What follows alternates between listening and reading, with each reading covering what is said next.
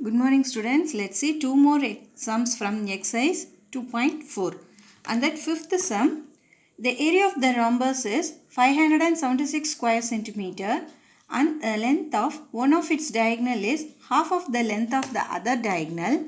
Then find the length of the diagonals.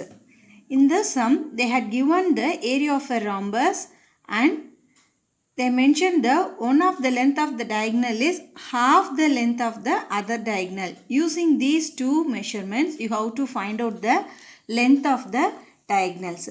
For that, first we are taking the first diagonal D1 be x centimeter. If the diagonal D1 is x centimeter, then the other diagonal D2 is half of the diagonal 1. That is half of x equal to x by 2 centimeter. Again they are given area of a rhombus equal to 576 square centimeter. The formula area of a rhombus is half into d1 into d2 square units, that is half into d1 into d2 equal to 576. Substituting for d1 and d2 we get half into x by 2 equal to 576. We are multiplying the denominator, we get x into x by 4 equal to 576. Then again we are moving this 4 to the right hand side, we get x into x equal to 576 into 4. Here we are having x into x, so you have to take the square root. For that we are going to find out the prime factors for 576. After finding the prime factors for 576, you have to multiply it in write it in the multiplication form. That is 3 into 3, 2 into 2 into 2 into 2 into 2 into 2. This 4 is also can be written as 2 into 2. After writing in the multiplication of prime factors, you have to take the square root. For that, the x into x will becomes x. The same way, in the right hand side, you have to convert this 3 into 3 as 3 and 2 into 2 as 2. 2 into 2, this 2 into 2 will become 2. Again, this 2 into 2 will become 2. The last 2 into 2 also becomes 2. After converting this, you have to multiply it. That is 3 into 2 into 2 into 2 into 2. That is 3 2s are 6, 6 2s are 12, 12 2s are 24, 24 2s are 48 centimeter. That is x equal to 48 centimeter. Diagonals D1 we are considered as x. Therefore, diagonal D1 is 48 centimeter. And for diagonal D2, it is half of the diagonal D1. That is half of x. Therefore, half of 48 equal to 24 centimeter. Therefore, the length of the diagonals D1 equal to 48 centimeter, D2 equal to 24 centimeter. Next, see the sixth sum. A ground is in the form of isosceles trapezium with parallel sides measuring 42 meter and 36 meter long. The distance between the parallel sides is 30 meter. Find the cost of leveling it at the rate of rupees 135 per square meter. In this sum, they had taken the ground as an isosceles trapezium. For that, they had given the parallel sides of 42 meter and 36 meter of long.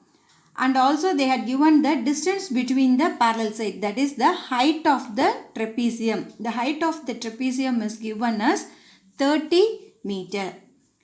What you have to find out? You have to find out the cost of leveling for the whole area of a ground. That is, you have to find the area of the trapezium and you have to find the cost to leveling the ground. First we are taken the area of a trapezium. For that, the given is parallel sides A equal to 42 meter, B equal to 36 meter. And the distance between is, that is height of the trapezium H equal to 30 meter.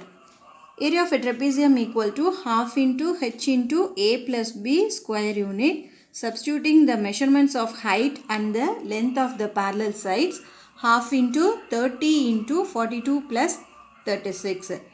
First you have to add the numbers inside the bracket. We get half into 30 into 42 plus 36, we get 78. Now we are cancelling it. The 2 becomes 1 and the 78 becomes 39. That is 30 into 39. Multiply it and write the answer. 39 into 30. 0. 9 3s are 27. 3 3s are 9. 9 plus 2, 11. That is 1170 square centimeter. This is the area of an ground. Now you have to find out the cost of leveling the ground. They are given the cost of leveling per square meter is rupees 135. Now you have to find out the cost of leveling for 1170 square meter is rupees 1170 into 135. You have to multiply it and write the answer. 0, 7 3s are 35, 3, 5 1s are 5, 5 plus 3, 8, then again 5 1s are 5.